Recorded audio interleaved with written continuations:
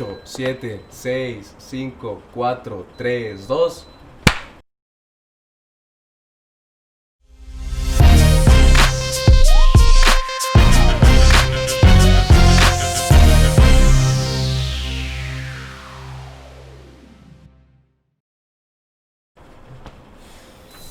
Muy buenas tardes, queridos oyentes. Estamos en una emisión más de su bonito programa de Partiendo. Con ustedes, Obed. ¿Cómo estamos el día de hoy, Obed? ¿Qué tal te encuentras? ¿Cómo te sientes? Muy bien, muy feliz de poder... Muy feliz. Muy feliz. Okay. Tema importante del que se va a tratar. ¿De qué queremos hablar hoy? ¿De qué han dicho que hablemos nuestros bonitos oyentes? Hoy vamos a hablar de un problema social, grupal, filosófico, psicológico, que engloba muchas disciplinas, ¿no? El sentido de la vida, Longoria. El sentido de la vida. Sí, no, y la verdad, estamos muy contentos de poder empezar con esta transmisión ya, parte de lo que es el Reojo del Yo. Estamos muy felices de estar en Departiendo, ¿no? ¿En dónde nos encontramos, Obed? ¿En dónde nos encontramos? Estamos en un ícono cultural, histórico de nuestro bonito municipio de Pabellón de Arteaga. Sí, por supuesto que sí. Estamos en el vagón, un vagón de tren situado enfrente del museo comunitario. Muy bonito. Estamos también muy agradecidos con las instalaciones que nos dieron la oportunidad de estar aquí. Muchas gracias. Longoria, hay que empezar. Esto tiene que empezar rápido. Obed, ¿qué te hace levantarte en las mañanas? ¿Por qué te levantas en las mañanas? Aparte de que vas a cagar, a miar, etcétera, lo que vayas a hacer, la blasfemia que vayas a aventar, ¿qué te hace levantarte en las mañanas y decir, hoy tengo que pararme de la cama, cambiarme, bañarme y seguir con mi vida? ¿Qué hace que te muevas? Una interesante pregunta, Longoria, muy adecuada, pienso yo. Ad hoc. Siento que las circunstancias en las que estamos sumergidos en este momento me inclinan inmediatamente a decir que es, pues, prácticamente a sobrevivir. Pero espera. Claramente mis necesidades básicas me lo piden, ¿no? Necesito, como dices, pues ir a cagar, tengo que ir a comer, tengo que despertar, ¿no? Más que eso pienso yo, ¿qué es lo que me mueve, Longoria? ¿Qué es lo que te mueve, Obed? Longoria, aquí entra un interesante debate. ¿Qué es lo que nos mueve? ¿Hay acaso detrás de eso algún sentido? Es que la vida, Obed, ¿la vida tiene sentido? ¿La vida tiene sentido, Longoria? Para mí, la vida en sí no tiene ningún sentido. El sentido nos tenemos que buscar nosotros mismos, porque a fin de cuentas somos partículas de polvo en un cosmos muy, muy extendido. Si hoy mueres, va a haber un dolo por parte de las personas que te quieren, pero esas personas que te quieren también se van a morir. Y así consistente hasta que llegue un punto en el transcurso de la historia en el que nadie se va a acordar de ti. No vas a hacer nada y lo que hiciste hoy en día no va a significar nada, güey. Difiere un poco, Longoria. Ya... ¿Por qué? Dime por qué. Históricamente no podemos decir eso, ¿no? ¿Tú conoces no sé, Quetzalcóatl? Sí lo conozco. Sí, obviamente, gran ímpetu cultural de la época. Exacto. Entonces, ahí innegablemente me puedes decir que no porque haya pasado una temporalidad, aunque haya sido extensa, no lo hemos podido olvidar. ¿Pero por qué crees? ¿Crees que es por la preservación de algún...? Es bonito preservarse. De hecho, pues en la cultura mexicana, en nuestra cultura mexicana, celebramos la preservación. A no olvidarnos de los que ya no están con nosotros. Día de Muertos. Y eso es interesante porque, mira, en esa tradición, si nos ponemos a ver un hincapié más a fondo de las bases que puede tener, pues es que es un miedo a perder. Porque ya no está con nosotros en vida esa persona, pero nosotros la queremos seguir manteniendo viva. Lo podríamos ver como un acto bonito del mexicano. Porque el mexicano va, recuerda, le deja su comida, su bonitos momentos. Y eso es bonito, pero el mexicano se apega, el mexicano le duele la muerte, el mexicano le tiene miedo a la muerte. El mexicano le tiene miedo a la muerte. El humano le tiene miedo a la muerte. Obed, si tú murieses en el momento de ahora, ¿te sentirías satisfecho con lo que has hecho en tu vida? Eso me parece bien interesante, Longoria. Fíjate, hay una corriente filosófica del siglo XX que se llama el existencialismo, ¿no? Sobre todo un existencialista, un filósofo alemán que se llama Heidegger, dice que somos un ser para la nada. Bueno, igual lo comenta otro filósofo que se llama Sartre, un ser para la nada. Nacemos, crecemos, nos reproducimos y morimos. Sin embargo, el objeto de estudio que tiene Heidegger no es la muerte como tal, o no es lo que va a pasar después de la muerte, sino lo que hay antes de la muerte. ¿Qué tanta influencia hay en la muerte? En ese enigma. Hay un capítulo, disculpe que te interrumpa, hay un capítulo del perrito y del niño, de Charlie, bonita caricatura de antaño. Okay. Este capítulo dice, está el niño, ¿no? El peloncito, y le dice al perro, Charlie, mañana nos vamos a morir todos, o mañana nos podemos morir todos. Y el perrito le dice, pero todos los demás días no, ve. El ser humano, el mexicano, se centra siempre mucho en ese miedo a la muerte, pero no hace nada con los días que le quedan. Exacto. Porque vamos a vivir a lo mejor 60 años, yo no lo sé. No lo sabemos. 60 años, ¿cuántos días son? Longoria. 60 años por 365 días, ¿cuántas horas de vida son que te la pasaste pensando solamente en los 8 segundos que va a durar tu muerte? Longoria, exacto. Lo que pasa aquí es, como te comentaba ayer, hay una angustia hacia la muerte, porque inevitablemente vamos para allá, ¿no? ¿Estás de acuerdo? Todos nos vamos a morir. Ahora, es algo, aquí es hay, un hecho. Aquí hay dos opciones. O formar parte de lo uno, que es algo que comentábamos, por ejemplo, en el podcast pasado. Formar parte de la masa, que te ser alguien del montón, no es lo que queremos, no es lo que queremos, Obed. Exacto. O realmente vivir. Kierkegaard, por ejemplo, diría que había un hombre tan sumergido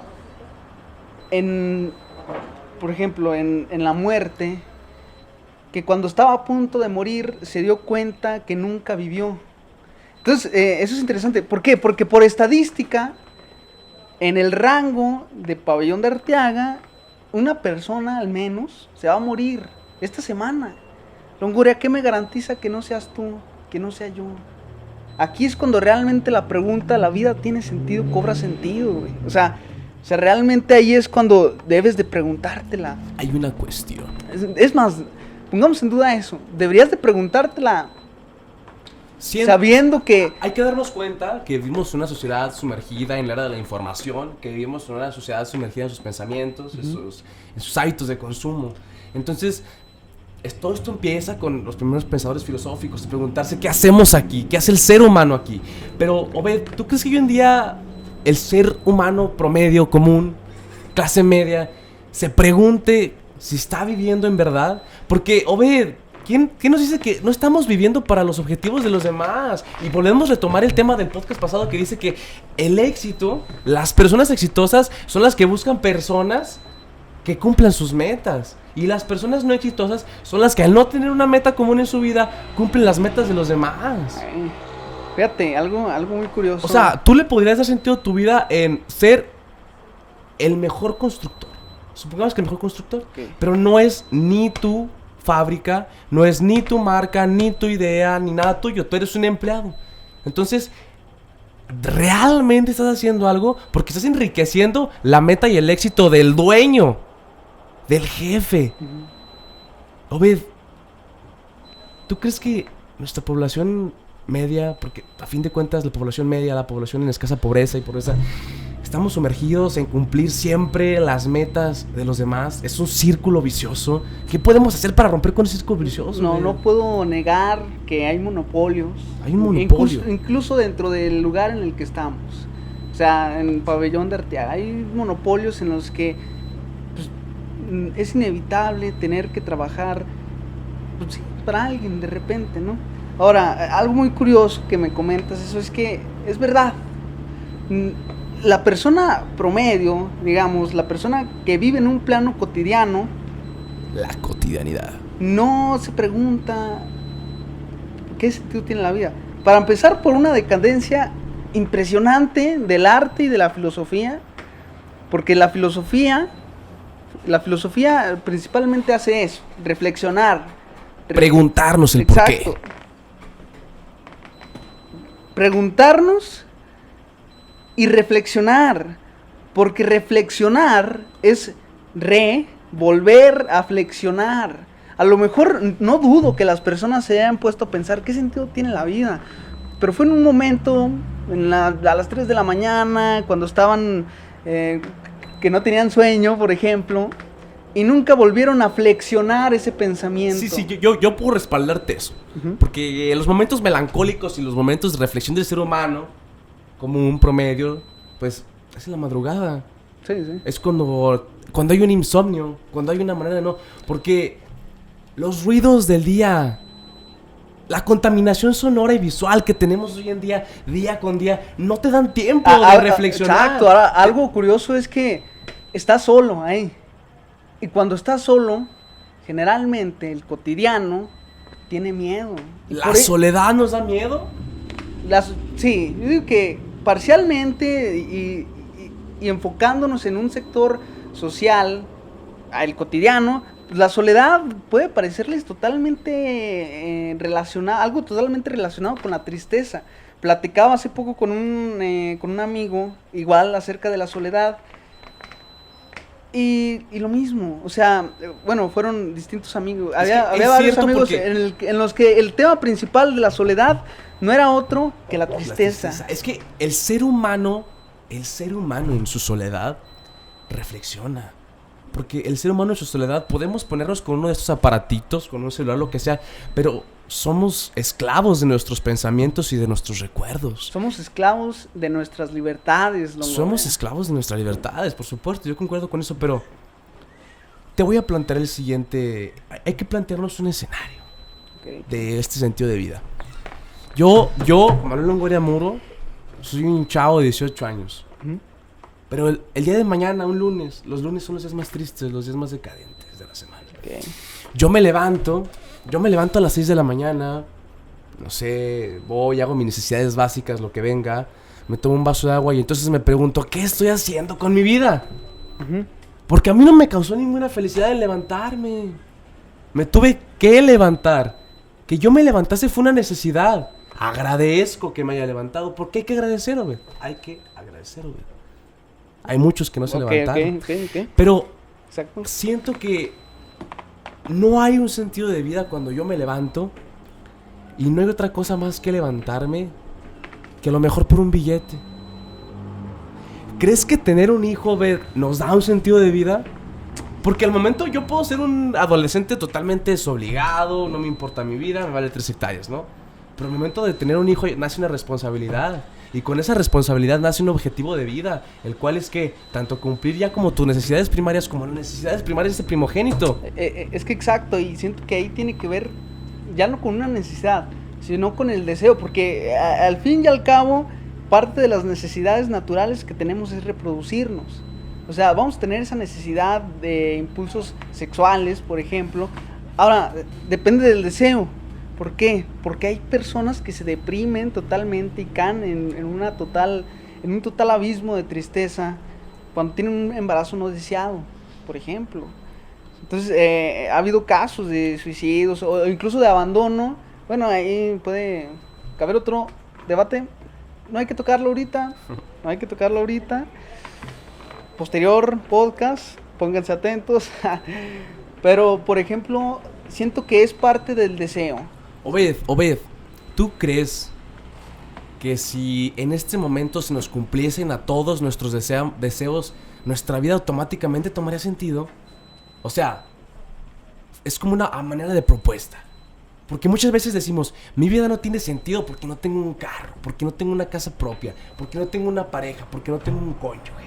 Es que... Pero, Obed, pongámonos en el mismo plano del adolescente que se levanta sin encontrarle sentido a su vida, porque es algo que ocurre y está ocurriendo. Uh-huh, sí. O sea, existe el adolescente que trabaja, estudia, pero no le encuentra sentido a seguir, a estar allí. Exacto, y cabe aclarar que todo esto que estamos englobando, de afuera, lo estamos metiendo dentro de nuestro contexto, Sí, ¿no? sí, es importante Es el contexto. importantísimo. Porque no es el mismo contexto de a lo mejor el pabellonense que crece con precariedades al hijo del aguascalentense que pues tiene oportunidades aquí, a la mano. Exacto. Es importantísimo que se dé el contexto que estamos hablando de nuestro entorno desenvolvimiento inmediato. social. Exacto. Yo por eso pues tengo una pequeña hipótesis, don Gloria, que me gustaría comentarte. Ok, adelante. Los pabellonenses son un puño de Sísifos. ¿Por qué? Sísifo, bueno,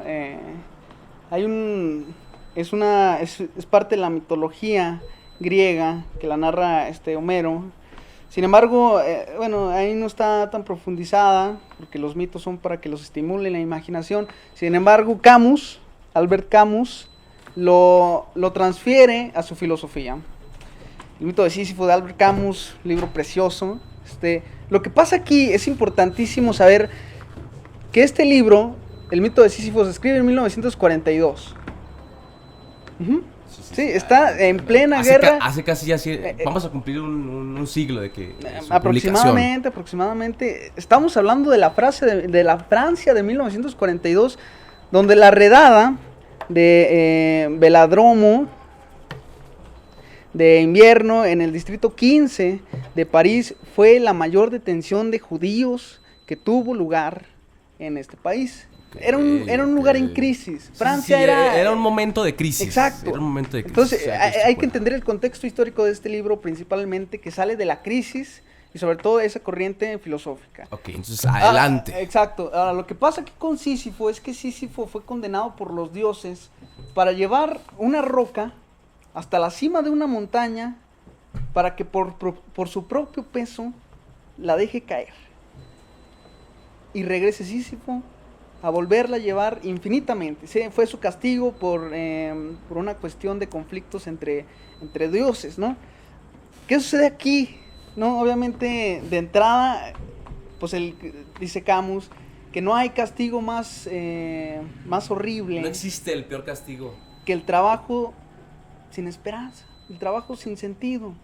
Llevas la piedra, la bajas, vas por ella, subes la piedra, la bajas. Lo peor de todo es que cuando piensas que pues, subiste hasta la cima y cuando tienes la piedra dices, pues ya estoy en la cima, inevitablemente vas a tener que ver caer esa piedra. Todo tu esfuerzo. A ver, vámonos metiendo a lo... Ahora, ¿por qué pienso que somos Sísifo? Porque, bueno, imagínate la pendiente como de lunes a viernes. Exacto. Imagínate la caída como sábado y domingo. Ese deceso que hace Sísifo, en el que no hace nada, en el que mientras está viendo, es que es lo peor de todo, es que está viendo su propio destino. Pero, a ver, Obed, si tú fueses tu propio Sísifo, si ya sabes que de ley vas a hacer la misma tarea, ¿la harías con un ímpetu de proactividad? Exacto. ¿O la harías con un decaidismo y una depresión pues permanente? Es exactamente lo que iba, porque fíjate, ¿cómo nos imaginamos a Sísifo? Yo me lo imagino triste, cansado, alguien totalmente alguien peleado con la vida. Ok, exacto. Pero, ¿y si podemos adaptar ese Sísifo a nuestra sociedad actual? Exacto. Ahora, ¿qué pasa aquí? Por eso es importante que estamos viviendo una crisis, en este caso sanitaria. Estamos viviendo una crisis bélica en este aspecto. ¿Y sabes qué es lo que dice Camus? ¿Qué dice? Hay que imaginar a Sísifo feliz. Exacto. O sea, imagínate, eso es parte también de lo bonito que es la literatura francesa de aquellos tiempos. Entonces, porque mira, te da todo un entorno de desesperanza total, de un total castigo sin sentido. Y al último te pone, imagínate a Sísifo feliz, te cambia totalmente el panorama. El paradigma de la historia. ¿Qué es lo que hace ser Sísifo alguien especial? Precisamente que tiene conciencia de que toda su vida está haciendo algo sin sentido. Algo que no pasa aquí. Pero, entonces, podríamos no afirmar, pero estipular que todos somos un Sísifo. A medida, en nuestra vida, todos somos un Sísifo. Incluso... Pero, sí. hay que ser ese Sísifo con una actitud feliz. Pues es que... No, yo siento que podemos empezar siendo un Sísifo de actitud feliz. Tal vez cuando, por ejemplo, el joven de hoy en día sale de sus estudios, de que pidió el préstamo de estudios, de que se desveló haciendo tareas, prácticas, se desvivió su vida 5 años para sacar una licenciatura. Y entonces llega un trabajo nuevo, donde aparte que no le iban a contratar porque le faltaba experiencia, etcétera, ya llega, lo logró. Pero allí yo siento que ahí empezaría el verdadero Sísifo actual. Porque no va a empezar con la piedra que tú mencionas, la que se cae directamente. Va a empezar con una piedra pequeña, de esas que agarras y metes en un charco y chapotear. Ok. La va a traer aquí en su mano. Es gradual. Yo siento que la analogía de Sísifo es una analogía gradual. Porque tú puedes empezar con esa pequeña piedra, pero tú la llevas hasta la cima muy fácil. Y cuando ves que caes, no se te hace algo significativo, porque es una pequeña piedra. A lo mejor en 2 meses vas a traer las manos, los puños llenos de piedras. También lo vas a dejar caer y vas a decir, voy, bajo y vuelvo por otros. Pero es que, ¿qué pasa con nuestro Sísifo ya de 30 años? Con nuestro Sísifo millennial, que ya no es un niño, que ya no es un adolescente. ¿Qué va a pasar con nuestro Sísifo del Gen Z? El cual ya no vamos a poder acarrear años de experiencia. Ya no tenemos un seguro de salud. Ya no tenemos derecho a varias prestaciones. Ya no tenemos derecho a una jubilación con dignidad, Obed. Exacto. Y no lo venden como que tienes oportunidad en un amplio campo laboral. Yo, por ejemplo, licenciatura en Derecho. Yo puedo llegar un año a un despacho jurídico, me van a correr porque ya voy a ser acreedor a más prestaciones, ya no le convienen. Entonces voy a ir ahora de abogado, a lo mejor de una empresa, me corren los 2 años. Y sí, muy chingón, vi muchos lugares, conocí mucha gente. Pero es que, ¿qué va a pasar cuando nuestro Sísifo del Gen Z, que somos muchísimos, porque somos la generación más grande que se ha visto en este planeta a nivel global? ¿Qué va a pasar cuando todos estos Sísifos del Gen Z tengan una piedra del tamaño del Empire State, tengan una piedra del tamaño de una casa? Y sigan pensando que no hay problema, porque la van a poder cambiar. Pero es que ese Sísifo moderno va a llegar un momento en el que ya no la va a poder cargar igual. El Sísifo moderno ya no va a ser el Sísifo de 19 años con toda el ímpetu, con toda la actitud y verlo de una manera feliz. O sea, el Sísifo a lo mejor ya de 30 años, de 32 años, con una esposa, hijos, hipotecas, servicios que pagar, colegiaturas. Impuestos. Ya no va a ser el Sísifo que feliz la sube y la baja. Va a ser el Sísifo que va a querer que esa piedra se quede ahí, porque ya quiere que sea un logro, que sea una estabilidad. Exacto. Ya no se va a poder permitir ese lujo de castigarse sin saberlo. Ahora tiene que estar consciente. Él tiene que ser consciente de ese castigo. Es que una vez consciente, te digo, lo comenta Camus, es cuando debemos de ver a Sísifo feliz. O sea, cuando tomas conciencia, cuando reflexionas acerca de tu entorno, cuando reflexionas que tu vida no tiene sentido, sino que tú se lo das, es cuando comienzas realmente a tener, no sé si felicidad, pero plenitud.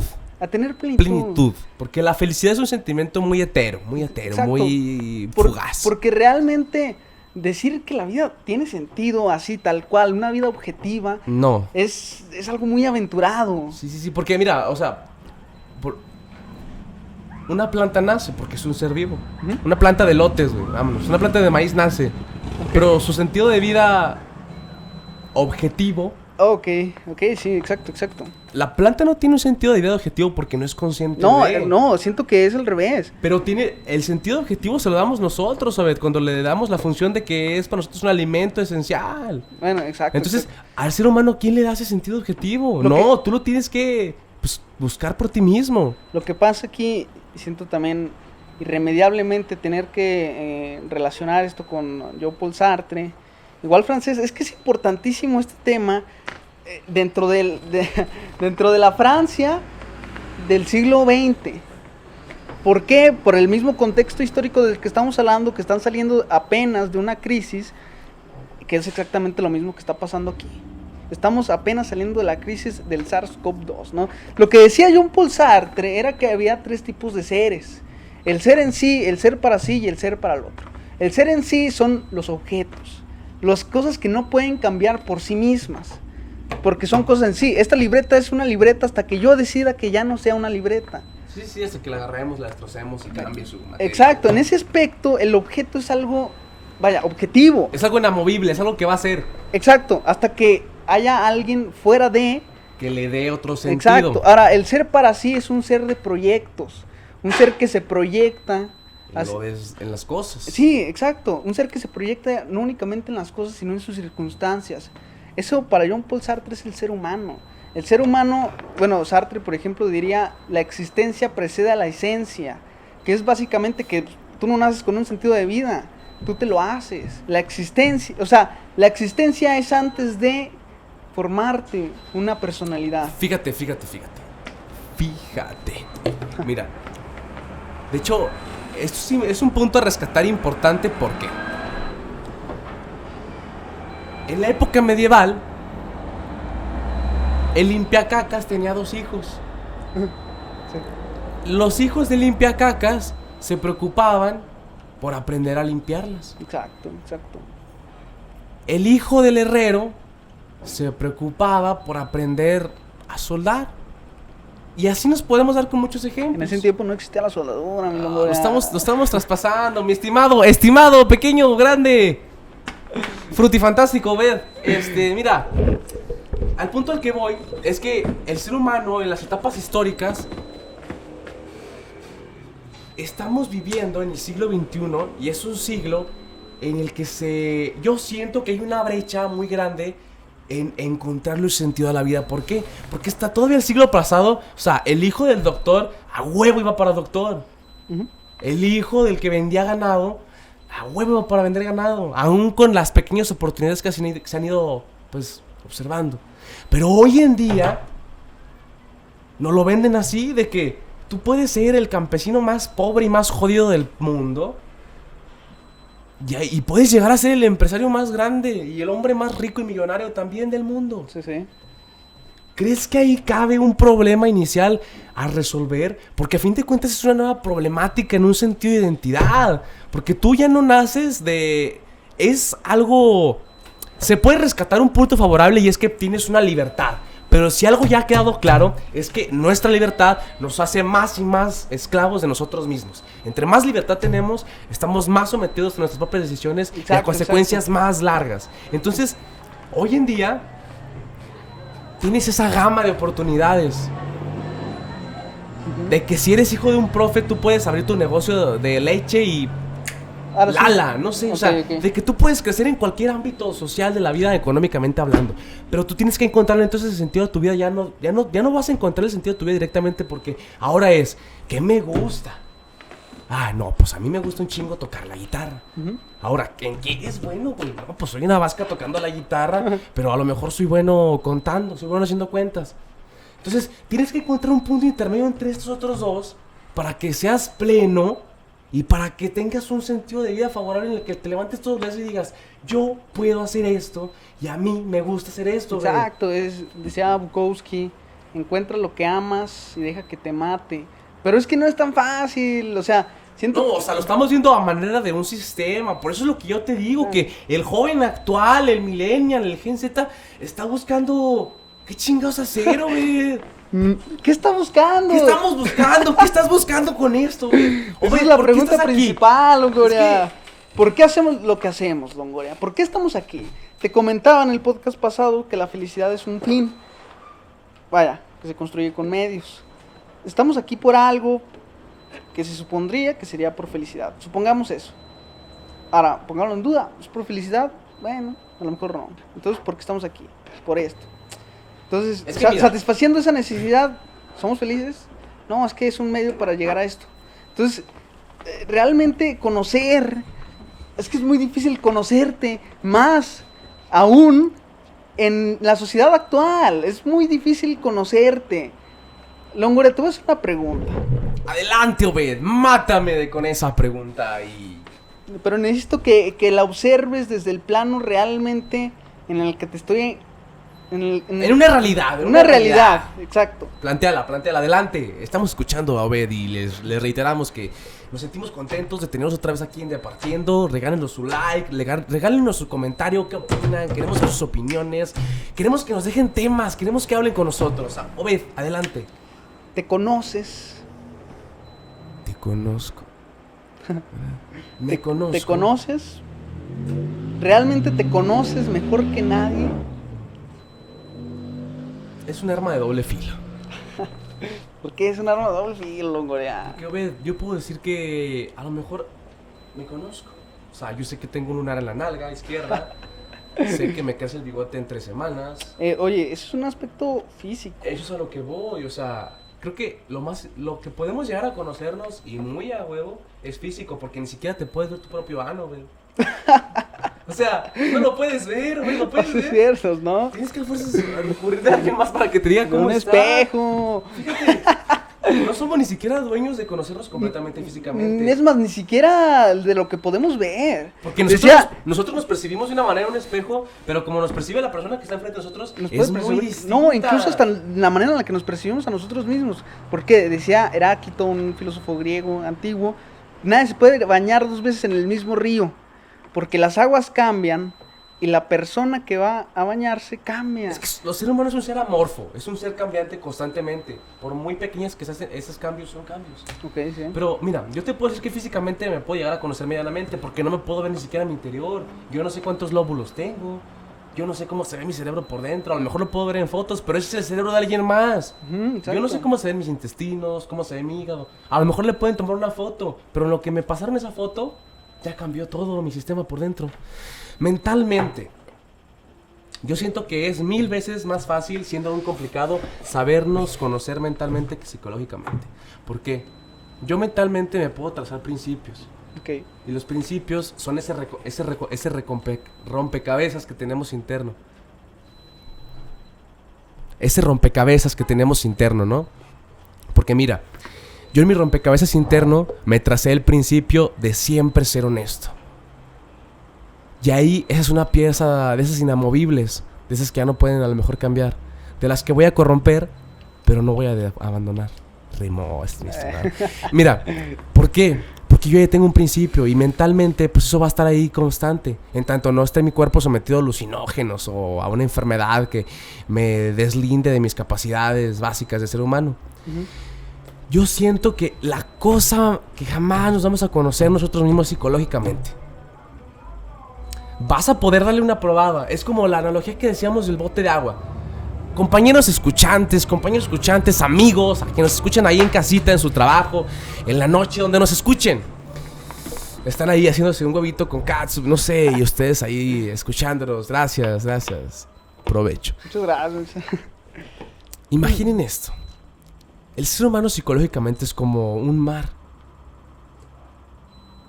Nosotros podemos meter los dedos, podemos meter la mano, nos podemos meter completamente. Pero es un mar inmenso, es un mar inamovible, es un mar cambiante. Al ser humano psicológicamente se le puede ver como átomos. ¿Saben qué es un átomo? El átomo es la estructura básica de composición de todo lo que somos. El ser humano psicológicamente es un mundo, es un cosmos, es un universo, es un sistema complicado en el que no se le ha hallado un patrón, pero que tiene un patrón de inestabilidad, que sigue siendo un patrón.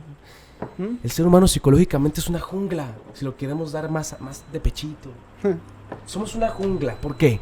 Porque el ecosistema de la jungla es de los ecosistemas más cambiantes, pero también es el ecosistema en el que tanto haga frío en grandes temperaturas o haga calor en grandes temperaturas, se autorregula y sigue ¿qué? Con vida. Entonces, mientras nosotros estemos en una crisis psicológica o estemos en el momento más estable de nuestra vida, podemos continuar viviendo. El ser humano psicológicamente es algo que él mismo jamás se va a conocer. Yo a ti te puedo hacer un estudio psicológico. Un perfil psicológico. Te puedo hacer un perfil psicológico. Pero cuando te lo diga, lo vas a aceptar y vas a decir que sí. Pero conscientemente, espontáneo, lo vas a cambiar. Porque ya no quieres ser ese ser que ya conocen. Porque nuestro pedacito, nuestro cachito psicológico del ser humano, que es inmenso, tiene cerraduras, tiene filtros. Tú no llegas con un desconocido y le dices, desconocido, ayer me pegaron. Exacto. Desconocido, tengo hambre. Depende, Longoria. No sé si Tú no exactamente... compartes. Longoria, tú no compartes esa tragedia tan cabrona, a lo mejor que te Oye, sucedió Longoria. con un desconocido. Oye, Longoria. Estamos hablando de que estamos viviendo en la época de la comunicación. Pero es una comunicación Y falsa, la semana güey. pasada Dasha Huesca nos comenta que, pues, lamentablemente la estaban acosando. ¿Tú llegarías con alguien y le dirías, me acosaron? O sea, no sé, aquí Pero cabe un debate interesante de que si está bien o si está mal, pero... Hijo de puta madre, tema caliente. Tema caliente. Te mamas. Sí. Pero lo que sucede aquí, Longoria, es que realmente en ese aspecto, con respecto a esta influencer, le costó una situación personal a miles de personas desconocidas. Fíjate que nuestro bonito tren, Es que estamos en pabellón, estamos en pabellón. Es lo bonito de pabellón. Mira. Respeto mucho lo que ella hizo, es una situación de respeto y de orgullo porque lo compartió. Y muchos tenemos, lo que te digo, filtros psicológicos que no nos permiten hacer eso. Uh-huh. Pero ella lo hizo en su ímpetu de darnos a conocer. Y eso es bueno, porque la gente que la ve mucha gente, debería hacer cosas por esa gente. Y ella, ¿qué hizo? Se abrió, nos compartió, hizo que muchas de nuestras compañeras y amigas se abrieran también, ¿a qué? Al diálogo. Entonces porque ahí el ser humano no se abre al cambia diálogo. el sentido, se cambia el sentido de las cosas ahí. Porque Pero no es la única influencer en todo el mundo que ha hecho eso. No, pero es importante que lo hagan, Obed, porque son gentes que viven de la gente y es bueno que traten esos temas. Sí. Porque mejor ellos van a tratar los temas que nuestros propios allegados. Nuestros propios políticos. Tú la primera vez que cogiste, que tuviste sexo, llegaste con tu mamá, con tu papá, con tu hermano y le dijiste, hoy cogí. No, güey, no hiciste eso. A lo mejor en ese entonces estaba viendo a The Brian Show, a Luisito Comunica, y te sentiste apegado con lo que estaban hablando y con los comentarios, banda, hoy cogí, y todos te apoyaron y fue un apoyo chingón. Pero eso es lo que me refiero, que existen filtros psicológicos que tal vez no, por la salud mental no deberían de existir, pero existen. Ahora respóndeme, ¿con quién estarías más? Yo, que soy, podemos considerarnos conocidos, compañeros de trabajo, ¿podrías llegar a contarme que, por ejemplo, ayer se te ocurrió hacer una nueva posición? Es que... ¿Me lo podrías contar, sí o no? Sí. ¿Podrías hacer eso con tu mamá o con tu papá? Y a lo mejor en la cena familiar. O sea, estamos todos cenando a gusto, comiendo pollito, qué sé yo. Y tú de repente, jefa, hoy se me ocurrió... O sea, ¿lo harías? ¿Cabe la posibilidad de que tú en tu cabecita hicieras eso? Es que hay barreras. Hay barreras psicológicas. Exacto, te impiden llegar a tener esa comunicación que a lo mejor, no sé, hay que comentarlo, no sé si sea necesario o no, pero existen. No sé, hay una barrera en la que, o sea, obviamente hay personas en las que está aquí la barrera y ni siquiera puedo decirles cómo estás. Ahora, importantísimo, por distintas cuestiones, no únicamente personales, sino por la misma persona. O sea, hay personas a lo mejor que les molesta el arte de el habla. ¿Qué onda? Les molesta estar dialogando, no les agrada, son tímidas. No puedo llegar a decir... Obed, hay algo importante que acabo de concebir. ¿Qué, Longoria? ¿Qué pasó? ¿Crees que es importante para hallar un sentido de vida que platiquemos con nosotros mismos? Porque, oye, el ser humano se diferencia de un animal en muchos aspectos, obviamente. Pero algo es que el león caza por necesidad. El ser humano come por necesidad, pero lo adapta a un aspecto psicológico en el que decide qué comer y cómo comerlo. A qué temperatura y con qué alimento. Sí. Entonces... ¿crees que sea necesario reflexionar de nuestro sentido de la vida para entonces deconstruirnos totalmente, caer a lo mejor en una depresión en la que no le hallamos un sentido, para entonces en un momento de iluminación propia encontrar nuestro verdadero sentido de vida, ¿ves? Es que ahí siento que influyen cuestiones sociales. Y dentro de aquí cabe otra pregunta impresionante, Longoria. ¿Existe un sentido de vida colectivo? Hasta hace poco, Longoria, estaba analizando nuestros movimientos sociales más emergentes dentro de los últimos 10 años en México. El feminismo. Feminismo. Le encanta hablar de feminismo, ve, es algo de, le llega. Es un ser muy político, que muy amarillista. Lo que sucede es que el feminismo tomó desde Argentina, con Ni Una Menos, tomó una pendiente increíble hasta llegar a distintos puntos del mundo. Llega a México. Es la revolución de actualidad. Es la revolución. Es una revolución. Hay que planteárselo bien, Longoria, porque estos temas sí son precisos, más bien necesitan ser precisos, porque lamentablemente... A mí me encanta el movimiento feminista porque, a ver, tienen que hacerlo. Y es lo que te ponen los pinches posts de Facebook, que te dice, a ver, cabrón, Benito Juárez... las más grandes revoluciones que ha habido en el mundo, en todos los países, se pusieron ellos mismos a decir, no son maneras, no, cabrón, está bien que lo hagan. No, sí, ya sé. A fin de cuentas, a mí no me duele que destruyan un monumento que hicieron las mismas personas corruptas que evaden sus obligaciones de Estado, de defendernos a nosotros mismos como seres individuales que estamos apoyándonos porque nosotros los elegimos para que nos represente y nos defienda, ¿no ves? Exacto, ahora, Longoria, espera. Te pusiste muy eufórico, Longoria. ¿Qué es lo que sucede aquí? Me cagas, Obed. Me gustaría, te estoy hablando a ti, que vinieras a debatir. No sé, una persona, sobre todo una persona militante dentro de este movimiento, porque tengo ganas de hacerle esta pregunta. No, y la voy a dejar al aire, no sé, si gustas contestar. Aviéntala en los comentarios y que ya en casita las personas se pongan a reflexionar. Sí. El punto de vida o uno de los puntos importantes creo que ya que hemos rescatado hasta este punto de la conversación es que si quieres hallarle sentido a tu vida, si no le encuentras sentido a tu vida, más que empezar a hacer ejercicio y ponerte a hacer dietas y encontrar cosas por qué hacer, primero pregúntate por qué haces las cosas. Exacto. Primero pregúntate a ti mismo quién eres, encuéntrate y después te pones a hacer lo que se te hinche la gana. Sí, reflexiona. O sea, reflexionemos porque vuelve a flexionar. Yo todavía, ni yo tengo todavía marcado así como que te puedo decir al chingazo por qué estoy aquí. Exacto. Ahora, Longoria, y te va esta pregunta, una pregunta que la voy a explicar un poco. A lo largo de las etapas feministas, porque históricamente hay muchos contextos históricos del feminismo que van desde la Revolución Francesa hasta la actual. Sucede que, bueno, enfoquémonos en la actual.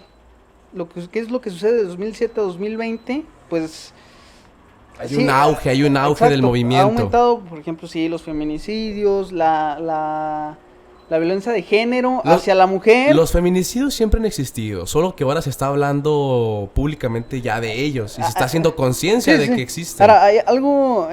Porque sí existen, pero es que volvemos a recaer en lo mismo de la sociedad mexicana. Al mexicano no le gusta preguntarse temas serios porque no le van. Exacto. El mexicano no se levanta preguntándose por qué está vivo. El mexicano no se levanta preguntándose por qué se escucharon los vecinos los gritos de la vecina el otro día. Uh-huh. Porque son temas que le incomodan y eso está mal. Exacto. Tanto lo bueno como lo malo. Incomódate. La pregunta más... Es que, fíjate, algo bien curioso que aquí... Es importante la incomodidad, porque de la incomodidad nacen las verdaderas respuestas y cómo eres en verdad. Sí, ahora, fíjate, escucha. Lo que sucede aquí es que, bueno, como te lo planteaba, del 2007 al 2020 han aumentado los feminicidios, la violencia de género hacia la mujer. Entonces aquí ha habido distintas posturas de que ha aumentado las muertes de mujer, ha aumentado la violencia, ha aumentado las violaciones. Longoria. Ha aumentado las violaciones. Pero, ¿qué es lo que sucede aquí? Que es importante saber entonces el por qué. ¿Por qué se hace esto? Si ha aumentado... rescata la idea bien, idea bien. Han aumentado los feminicidios, han aumentado las violaciones, han aumentado las desapariciones, ha aumentado la violencia de género hacia la mujer. Lo que sucede aquí es que cada vez que sucede algo nuevo, cada vez que aumenta un número, hacen una marcha. Ok, está bien, ok. ¿A qué quieres llegar? A lo que quiero llegar aquí es de que es algo irónico, me parece. Es irónico. Ok, o sea, pero guacha Observa el método que estoy llevando. Ok, Estoy llevando... Cuéntanos tu punto de vista, porque Ok, si ok. desde ahorita nos vamos así, aquí no, aquí en Departiendo venimos a expresarnos y a Exacto, decir exacto. las cosas como Lo que son. sucede es que Dinos, Obed. cada marcha que hacen, al siguiente mes aumenta el número de violaciones, de desapariciones y de muertes. Hacen una marcha después, aumenta el número de desapariciones, de violaciones y de muertes. Entonces, ¿qué es lo que sucede aquí? Hay una constante unidireccional con los medios. Esto sí es importante. No todas las marchas son violentas. Hay distintos sectores donde son más violentos y los medios totalmente amarillistas pues se enfocan en esto, ¿no? Sí, como la última noticia que pasó cuando creo que tomaron la CNDH, que los medios amarillistas, ahí van. Feministas atacan a un viejito. Y luego ya ves la noticia real y no, o sea, el don cacique, sí, rabo sí. verde, les estaba gritando cosas y ya no son las mujeres de su época, son las mujeres de ahora. Exacto. Ahora, lo que pasa aquí es que pues, yo tampoco tengo ningún problema con que rayen monumentos, con que... No, dinos bien. No, aquí no necesitamos opiniones reales. Exacto, por eso no tengo ningún problema. El problema que tengo es con lo intrínseco del sentido que hay. Porque, ¿qué ganas realmente rayando un monumento? O sea, puedes hacerlo. Si estás en todo tu derecho de manifestarte, pero ¿qué estás ganando? Porque han aumentado las violaciones, es algo que se tiene que decir. ¿Cuántos LGTB, cuántas... LGBTTIQ más. ¿Cuántas mujeres? Sí, no, las cosas están muy calientes sobre... Sí, ¿cuántas personas se han salvado por rayar un monumento? Verga, es una buena pregunta. Es a lo que me refiero. Mira, Obed, te voy a responder, mira. Okay. No soy una mujer, por eso en primera instancia no puedo dártela concretamente. Tampoco yo soy una activista feminista. Las apoyo, están en todo su derecho y me encanta que busquen la revolución y de ideales y su defensa propia. Pero también sería importante que todos los movimientos actuales se preguntasen el porqué de sus movimientos. Porque es cierto y bien que vivimos en una sociedad en la que le pertenecemos a las marcas, al marketing, en la que a lo mejor la chica que comparte los posts de defensa hacia las mujeres es la misma que no comparte esa idea, pero necesita ser aceptada políticamente. Exacto. Es la niña que no tiene un sentido de identidad ni de pertenencia, que no se siente de ningún lado y que busca que su casa sea ese movimiento matriarcal. Y eso es bueno. Pero la duda que también me cabe es que tú que ves este video, tú que ves este podcast y apoyas cualquier movimiento, pregúntate por qué lo apoyas. Exacto. Pregúntate si estás solamente en un pensamiento nazista de el bien del grupo o si en verdad tienes un fundamento de apoyarlo. Si va ad hoc, acorde con tus ideales y con lo que eres. Exacto. Nójate, Longoria, nójate. No, sí, o sea, igualmente, el movimiento el movimiento feminista, perdón, es algo que inevitablemente tiene que pasar, incluso por una cuestión, digamos, natural e histórica. Obed, Tuvo que pasar para que existiera un conflicto entre la antítesis más extremista contra la otra. de regar esto al tema principal. Exacto, a esto iba, de que tenía que pasar. Ahora, ¿qué es lo que pasa aquí? De que, como tú lo comentas, esa persona que comparte post sin siquiera cuestionárselo, sin siquiera decir qué pasó aquí, realmente estoy de acuerdo con lo que está pasando aquí o no estoy de acuerdo, nada Aparte más. un post no tiene... Sí. No tiene la misma... No, es que todas las opiniones son válidas, política, legalmente y socialmente. Sí, a mí me vale verga lo que dices, pero con un fundamento. Pero no tienen todas el mismo valor intelectual. Ni el mismo valor de fundamento. Porque Sí. a veces se encuentran los mismos comentarios así, y comentarios impecables por mí. Dime algo que tú pienses. Exacto. Ahora, ¿qué es lo que sucede aquí? De que esa persona, a lo mejor su sentido de vida es estar alineada a esa sociedad. Eso es a lo que voy, permíteme ver. Supongamos que yo, Manuel Longoria Mono, no encuentro sentido en mi vida. Llega un movimiento, porque un movimiento no es una empresa ni es un marketing. Así no lo van a vender, pero un movimiento trata de escarbarte ahí entre lo más hondo y iracundo del ser humano para atraerte. Entonces, llega un movimiento. El machicismo. El machismo. Y me dice que lo que tengo que hacer para pertenecer al machismo es pistear sábados y domingos y trabajar en el rancho de lunes a viernes. Ay, y no puedo vestir de color rosa. No son cosas muy difíciles de cumplir, honestamente. Me siento solo, no le encuentro sentido en mi vida. Me adapto a sus costumbres, me siento en un grupo con pertenencia y vuelvo mi sentido de vida el sentido de los demás. Exacto. Y ahí es cuando es una persona fracasada y sin éxito. Y sin éxito propio ni de ideales. Porque estás volviendo tu sentido de vida el sentido de los demás. Y si así lo quieres hacer y ya te reflexionaste, hiciste una introspección y quieres que tu sentido de vida pertenezca a los demás, adelante. Pero primero reflexionemos acerca de nosotros mismos, qué nos gusta, qué queremos, quiénes somos, nuestras habilidades y desventajas. Sí, ahora hay una interesante hipótesis con respecto a eso. De que hay personas que dicen... No se puede hacer el cambio individualmente.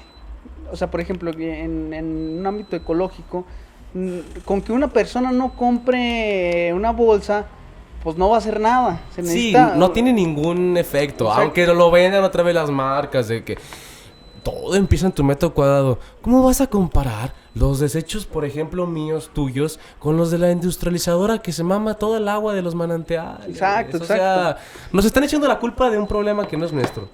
Tema para otro podcast. Exacto. Si quieren ese tema de ahora, ¿qué es lo que sucede natural con estos fenómenos sociales actuales? Que sí tienen un sentido, porque sí lo hay, obviamente, pues la mujer está enojada, sí, es necesario decirlo, es una manera de expresarse, hay que cuestionarla también, hay que cuestionar absolutamente todo, pero lo importante aquí es que yo revuelvo un poco el pensamiento de Octavio Paz con respecto a esto. Octavio Paz decía que para cambiar al país, así tal cual dijo el país, México, o sea, no hizo un estudio global, hizo un estudio de México. Aunque... Un estudio más concreto, exacto, para ya que están en casita. Exacto.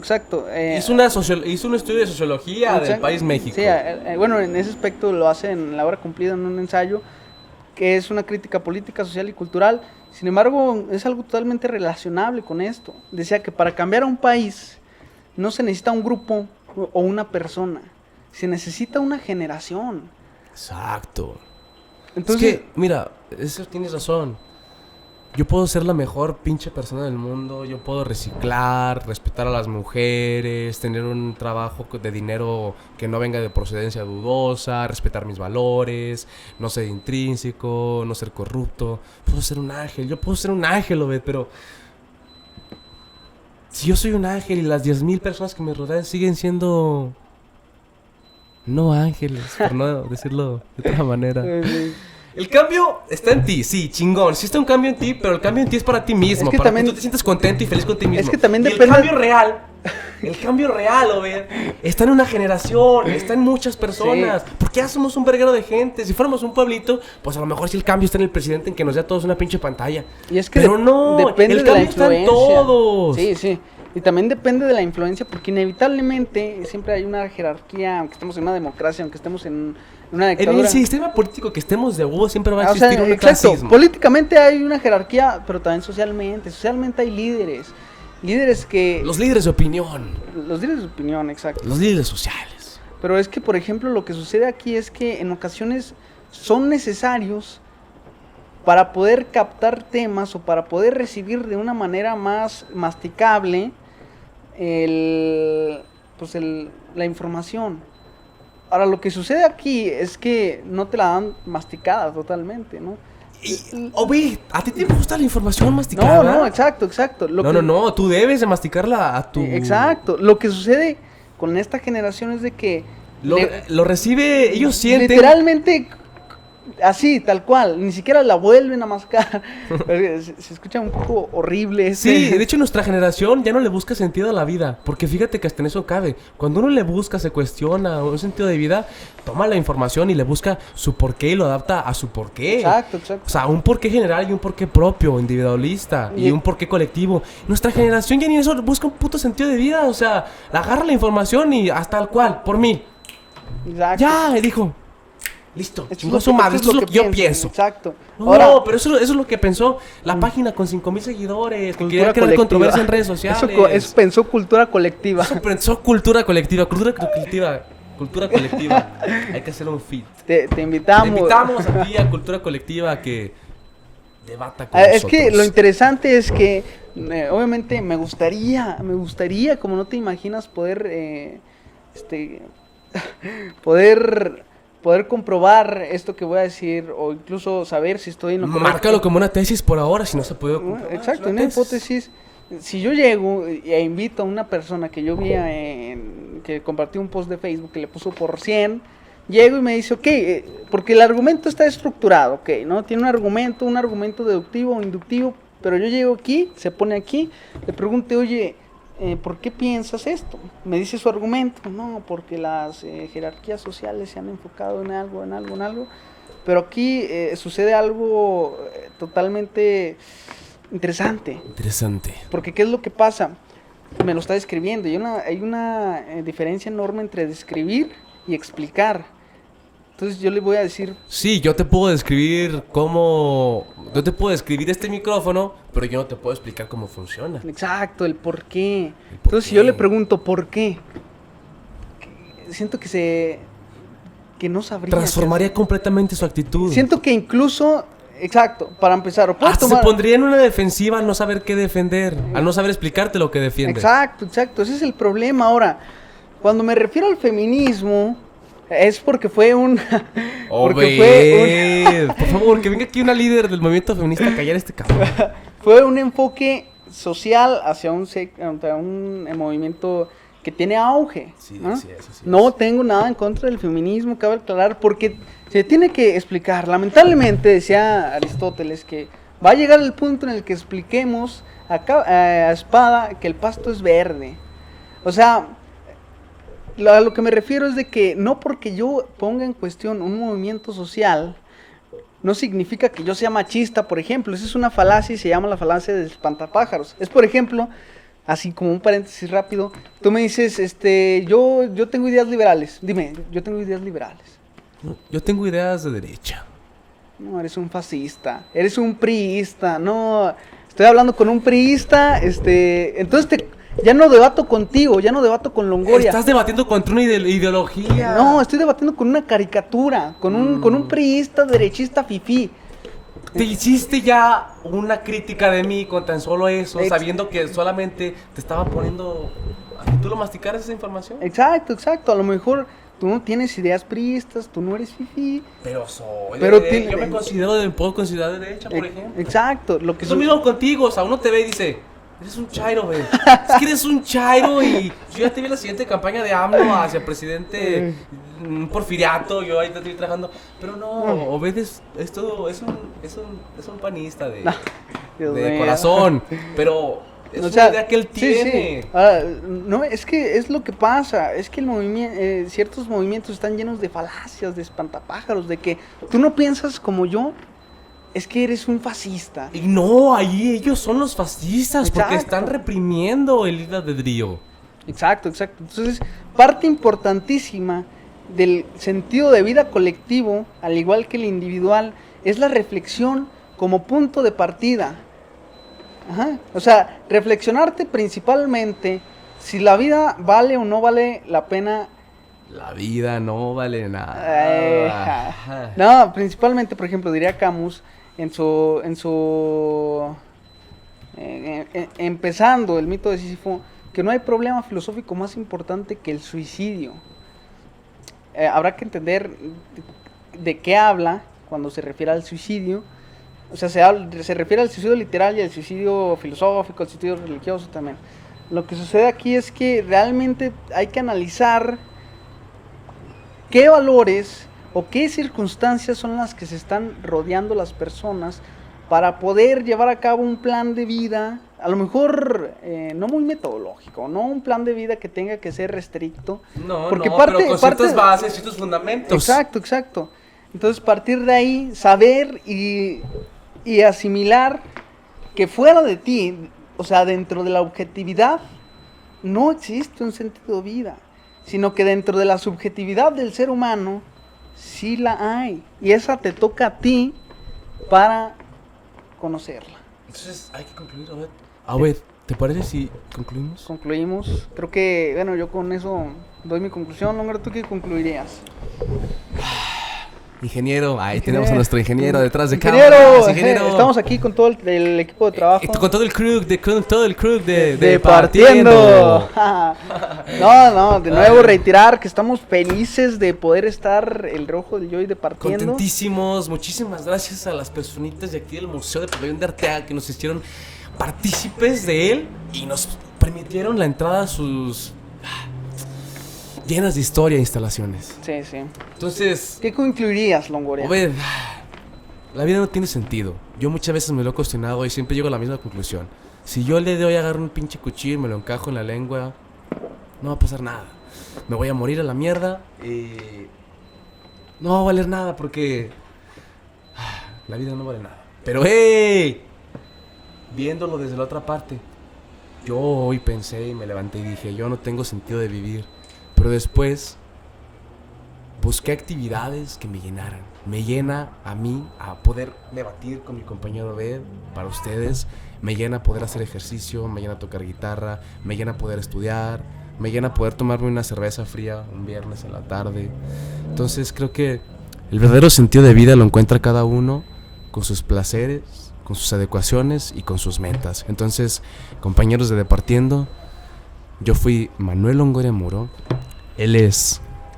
Yo me llamo Jesús Obed López Rodríguez. Fue un verdadero placer. Agradecemos al ingeniero detrás de cámaras. Ingeniero. Agradecemos a la autoridad que nos hizo... Que nos prestó este bonito espacio. Sí. Alberto Torres. Le Alberto mandamos Torres. un saludote. Un saludo. Estamos felices, la verdad. Vengan a visitar el museo. Cuídense, cuídenos. Cuidémonos juntos. Sí, exacto. Gracias por haber compartido con nosotros un programa más de Departiendo. Nosotros fuimos el Rojo del Yo. Muchas gracias. No sin antes decir que nuestro bonito tren. Échale. Nos vemos. Adiós.